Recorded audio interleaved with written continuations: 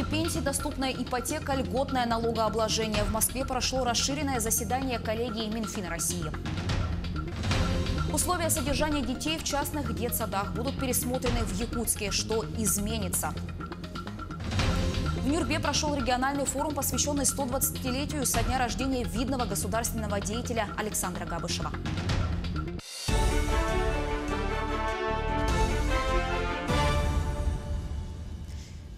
Это новости в прямом эфире. В студии Анастасия Кобызева. Здравствуйте.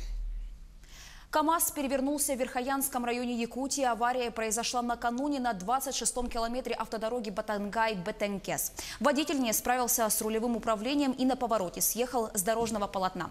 В результате ДТП 35-летний мужчина застрял внутри кабины. Самостоятельно выбраться он не смог. К счастью, водитель имел рацию и передал информацию о происшествии. Сотрудники полиции и медик извлекли пострадавшего из кабины автомашины и доставили в хирургическое отделение поселка Батагай Верхоянского района. Водитель получил перелом позвоночника. С 1 апреля этого года прекратит свою работу автозимник в направлении Мирный Тас-Юрях-Усть-Кут. Напомню, неделю назад функционировала 51 ледовая переправа. Из них 7 федерального значения, 4 республиканского и 40 ледовых переправ муниципального значения. В этом году закрытие основной части ледовых переправ запланировано на вторую декаду апреля. Об этом сообщили в Главном управлении МЧС России по республике. Сроки закрытия автозимников могут быть скорректированы, исходя из фактического состояния льда и погодных условий. Увеличение пенсий, доступная ипотека, льготное налогообложение и реализация национальных проектов. Эти вопросы стали главными во время расширенного заседания коллегии Минфина России в Москве. На эту встречу приехали представители всех регионов, исключением не стала и наша республика. Какие приоритеты определены на ближайшие 5 лет, об этом в материале наших коллег. Подводить итоги года в Министерстве финансов уже традиция. И по словам премьер-министра страны, 2018 оказался для России вполне успешным. И это несмотря на санкции и дешевую нефть. Созданная нами конструкция макроэкономической стабильности доказала свою устойчивость к любым внешним шокам. В прошлом году впервые за 7 лет федеральный бюджет был исполнен существенным профицитом. 2,6% от ВВП. Это в условиях, когда нефть уже давно не выходит на прежние высокие уровни. Также премьер-министр отметил, что в течение 6 лет не должны повышаться налоги, а систему госзакупок необходимо максимально упростить. А вот глава Минфина Антон Силуанов в своем выступлении подчеркнул значимость нового механизма формирования пенсий. Почти готов законопроект об индивидуальном пенсионном капитале, который дает возможность людям самим решать, сколько процентов от доходов отчислять в накопительные фонды. Нам нужно запускать этот механизм, потому что это и даст возможность увеличивать пенсии нашим пенсионерам. По оценкам, индивидуальный пенсионный капитал позволит увеличить пенсию до 20% от уровня заработной платы. А также создаст дополнительный ресурс финансовый, около 1,5% валу внутреннего продукта. Во время заседания эксперты отметили, что нельзя забывать и о социально значимых проектах. Например, финансирование здравоохранения и образования должно увеличиваться вместе с ростом экономики страны. Необходимо продолжать и поддержку программы доступного жилья. Ведь для многих россиян ипотека – это единственная возможность обзавестись собственными квадратными метрами. А что касается как раз-таки в сфере обеспечения жильем наших граждан, в том числе семей с детьми, как раз-таки для них, продолжатся условия снижения ставок по ипотеке, снижение этих ставок при рождении детей. Об этом также подчеркнул и Дмитрий Анатольевич Медведев. То есть по всем направлениям, безусловно, будут реализовываться. Во время заседания прозвучала еще одна интересная идея от Минфина. Глава ведомства уверен, что в скором времени удастся существенно сократить число чиновников за счет развития технологий и аутсорсинга. Например, некоторые федеральные службы уже отказались от собственной бухгалтерии. Этим занимаются частные специализированные компании. Максим Кардозу, Виктор Олесов, Москва. Премьер-министр Дмитрий Медведев проведет совещание о социально-экономическом развитии регионов. Глава правительства не раз говорил о том, что успех страны складывается из успехов регионов и отдельных территорий. Тем не менее, несмотря на план реализации регионального развития до 2025 года, в настоящий момент многие дисбалансы в развитии регионов сохраняются. К примеру, премьер-министр заявил о том, что правительство должно приложить усилия для выравнивания уровня доходов городского и сельского населения в разных регионах России, а также стремиться к тому, чтобы уровень жизни в разных субъектах также сближался. Министерство труда и социальной защиты России рассматривает вопрос об увеличении продолжительности рабочего времени женщинам, трудящимся в сельской местности, на 4 часа в неделю. В настоящее время они работают 36 часов в неделю, а не 40, как все остальные, но получают полную заработную плату. Однако профсоюзы выступают против этой инициативы, отмечая, что сельским женщинам нужно дополнительное время, чтобы справляться с домашним хозяйством. Вопрос включен в план мероприятий Российской трехсторонней комиссии на первое полугодие этого года. По информации Федеральной службы госстатистики, эта мера коснется около 13 миллионов работниц. Условия содержания детей в частных детских садах будут пересмотрены в Якутске. Об этом во время встречи с бизнес-сообществом сообщил глава республики Айсен Николаев. На данный момент в договорах, заключаемых частными детскими садами с муниципалитетом, не указаны сроки выплат компенсации за содержание детей. Поэтому предприниматели вовремя не получают эти бюджетные средства и полностью содержат детские сады за свой счет. Глава региона распорядился указать в новых договорах конкретные сроки выплат со стороны муниципалитетов. Все, что вы, как вы думаете о работе правительства в части поддержки малого бизнеса, по тем мерам, которые сегодня принимаются, какие есть сложности по правоохранительным органам, по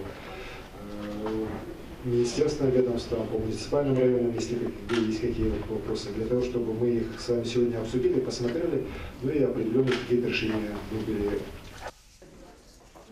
Кроме того, бизнес-сообщества волновали вопросы брендирования местных товаров, поддержки алмазно-бриллиантового комплекса, оказания медицинских услуг, налоговые послабления и тарифная политика.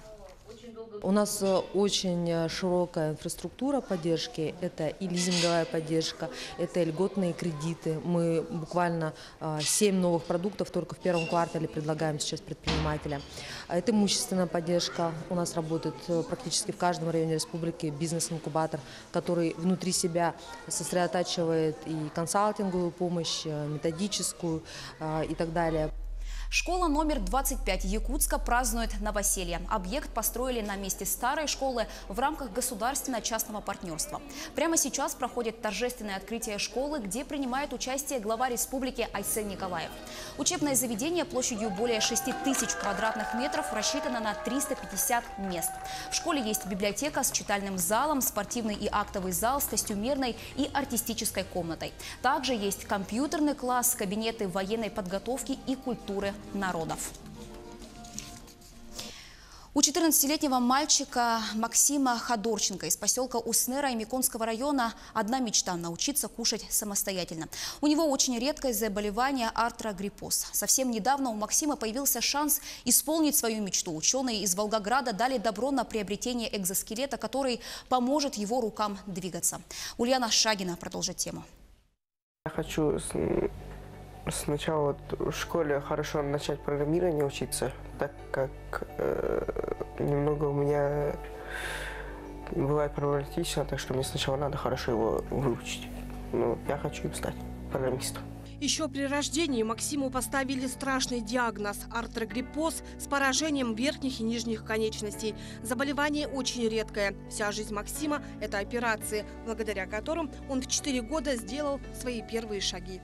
По Якутии у меня Максимка – первый ребенок, который с таким диагнозом родился. О страшном заболевании мама Ксения узнала только на 36-й неделе беременности. Диагноз прозвучал, как гром среди ясного неба. Первый долгожданный ребенок. Казалось бы, все рухнуло в одночасье. Но жалеть себя не было времени. Начались бесконечные обследования и операции. У Максима их было 7. В основном на коррекцию мышц и сухожилий. Трудно то, что он не может ходить в школу.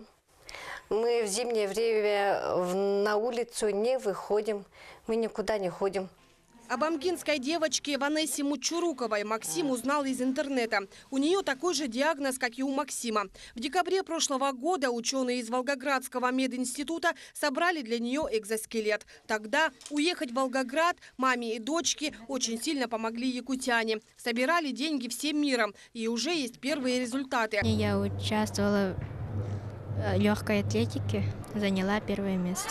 Надеюсь, мне экзоскелет поможет, чтобы мои руки поднимались вверх. Она стала поднимать руки выше, она может сама умываться. Видны результаты, я очень рада. Экзоскелет Экзар-34 предназначен для людей с расстройством опорно-двигательного аппарата. Он очень прочный и легкий, весит всего килограмм. Уникальная разработка волгоградских ученых подарила крылья уже не одному ребенку. И вот теперь такой шанс появился и у Максима. Я думаю, что Максим себя проявит тоже так же, только с хорошей стороны. Мы уже знаем, что он отличник у нас, что у него есть очень большое желание иметь Экзар в своем пользовании. Максим очень нуждается в таком аппарате, но у родителей мальчика нет средств на его приобретение. На экзоскелет сказали в пределах 200 тысяч рублей. Плюс проживание, пропитание. Несложно подсчитать, что только на проезд с Аймикона до Якутска, а потом и до Волгограда и обратно маме и сыну придется потратить не меньше 150 тысяч рублей. До заветной поездки осталось всего 2 месяца. И за это время семье Ходорченко нужно собрать не меньше 400 тысяч рублей. Родители Максима очень просят неравнодушных якутян помочь их сыну приобрести долгожданные крылья. Ульяна Шагина, Артур Старостин, Иван Яковлев, Павел Пахомов, Аймикон, Якутск. В Нюрбе прошел региональный форум, посвященный 120-летию со дня рождения Александра Габышева, видного государственного и политического деятеля, и 100-летию образования Вилюйского уездного совета рабочих депутатов. Форум начался с возложения гирлянды и живых цветов к памятнику Александра Габышева. Он неоднократно избирался членом Якутского областного комитета партии, членом Центра исполкома СССР, депутатом Верховного Совета СССР. Мероприятия, посвященные 120-летию выдающегося общественного политического деятеля, будут проходить в течение года. Я приехала по просьбе Федосии Васильевны Габышевой. Она на данный момент находится в Москве. И я сама родом Габышевых. Поэтому, конечно, эта тема очень для меня, для нашей семьи очень важная тема, да. И вот на сегодняшнее мероприятие я привезла именно те материалы, которые отправлены из Москвы от дочерей Степана Аржакова, Аиды и Клары Степановны. Наш телеканал продолжает следить за развитием событий. Не переключайтесь.